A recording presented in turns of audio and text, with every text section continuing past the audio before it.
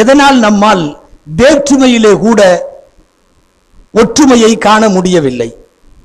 யார் யாரோ சேர்ந்துக்கிறாங்க. விரிவாக இந்த தலைப்புக்குள்ள போக வேண்டும். நாட்டினுடைய சூழ்நிலை என்ன தெரியுமா? ஒரு சமூக அளவில் மட்டுமல்ல, அரசியல் அளவிலேயே சொல்லுகிறோம்.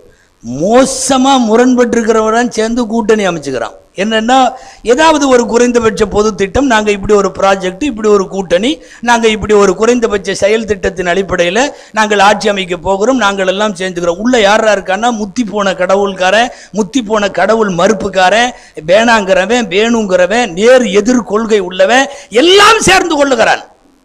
உலகத்திற்கே ஒற்றுமைக்கு பாடம் எடுத்த சமுதாயத்திற்கு தான் இப்போது ஒற்றுமையின் பாடம் தேவைப்படுகிறது. யார் யாரோ சேர்ந்து கொள்ளுகிறானே, ஒரு பஞ்சாயத்து போர்டுல இருந்து பார்லிமெண்ட் வரைக்கும், பாராளுமன்றத்தில் இருந்து மக்கள் மன்றம் வரைக்கும், சின்ன சின்ன விஷயங்களிலே கூட நாமெல்லாம் சேர்ந்து ஒரு பொது திட்டம் வகுத்து கொண்டு செயல்படலாம் என்று கருத்து வேறுபாடுகளை முதுகுக்கு பின்னாலே தூக்கி போட்டுவிட்டு அவனவன் களத்திலே இறங்கி ஒற்றுமையாக நிற்க முடிகிறது என்றால், ஒரே அல்லாஹ், ஒரே ரசூல், ஒரே கிதாபு, ஒரே கிப்லா, ஒரே விதமான ஷரியத் எல்லாம் வைத்துக் கொண்டிருக்கிற இந்த சமுதாயம் மட்டும் ஏன் இவர்களால் ஒன்றுபட முடியவில்லை? நமக்குள்ளே திரும்ப திரும்ப கேட்கப்பட வேண்டிய கேள்வி இதுவெல்லாம். அதுக்காக எல்லாரும் ஒரு கருத்துல இருக்கணுமா? தேவையே இல்லை. எல்லாத்துக்கும் வேற வேற கருத்து உண்டு. இங்க மேடையில் இருக்கிற 4 பேத்துக்கும் 4 கருத்து, எனக்கு அந்த 4ல இருந்து வேற கருத்து. எல்லாம் ஒன்னா இருக்கணும்னு அவசியம் இல்லை. ஆனால் வேற வேற கருத்துல இருந்தே நல்ல காரியங்கள்ல ஒன்றுபட முடியுங்கிற முரண்பாடுகளிலும் உடன்பாடு காண முடியும் நம்மால் என்று சொல்ல வருகிறேன். எத்தனை யார்கிட்ட உலகத்துல கருத்து வேறுபாடு இல்லை? நபிமார்களிடம் இல்லையா? சஹாபாக்களிடம் இல்லையா? நம்முடைய இமாம்கள், நம்முடைய நாதாக்கள், வலிமார்கள் யார்கிட்டயாவது இல்லையா? எல்லாத்திலையும் இருந்தது.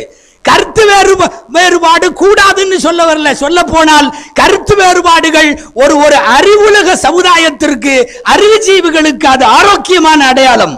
ஆனால் கருத்து அது மோதலாக மாறி, சண்டையாக மாறி, அதன் மூலமாக ஊர் நலன்களும் சமுதாய நலன்களும் பாதிக்கிற அளவுக்கு இந்த வெறுப்பு கொண்டு போய் விட்டுவிடக் கூடாது என்று சொல்ல வருவதுதான் இந்த தலைப்பினுடைய நோக்கம் என்று நான் புரிந்து கொள்கிறேன். அப்படித்தான் அதை எடுத்துக்கொள்ள முடியும். சஹாபாக்கள், அபூபக்கர் ரலியல்லாஹு அன்ஹு, உமர் ரலியல்லாஹு அன்ஹு எக்கச்சக்கமான கருத்து வேறுபாடு இருந்தது.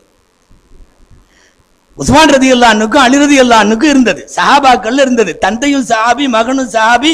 தந்தைக்கு ஒரு கருத்து, மகனுக்கு ஒரு கருத்து. பெண்களை பள்ளிவாசலுக்கு அனுமதிக்கிறது சம்பந்தமா உமர் ரலியல்லாஹு அன்ஹு வேற கருத்து, அவங்க மகன் அப்துல்லா இப்னு உமர் ரலியல்லாஹு அன்ஹுக்கு வேற கருத்து.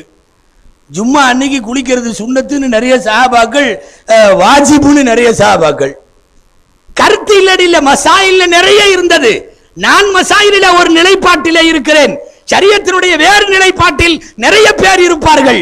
ஆனால் கண்ணியத்தோடு இருந்த அந்த கருத்து வேறுபாடு ஒட்டுமொத்த முஸ்லிம் சமுதாயத்துக்கு அன்னைக்கு பாதிப்பை ஏற்படுத்தல.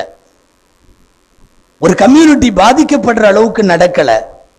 சமுதாய முன்னேற்றம் அந்த இடத்துல தடையாகல.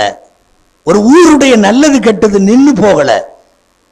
கருத்து மாச்சரியம் ஒட்டுமொத்த சமுதாய வளர்ச்சியை பாதிக்காதவாறு இருக்கிற வரை அந்த கருத்து வேறுபாடுகள் எல்லாம் ஆரோக்கியம் உள்ளதுதான். எல்லாருக்கும் இருந்தது. ஸல்லல்லாஹு அலைஹி வஸல்லம் அபூபக்கர் உமர் ரலியல்லாஹு அன்ஹுவுக்கு இடையிலே ஏற்பட்ட பிணக்கை தீர்த்து வைத்து அவர்கள் சமாதானம் செய்திருக்கிறார்கள் என்று பார்க்கிறோம். பிணக்குகள் தான் இருக்க வேண்டும்.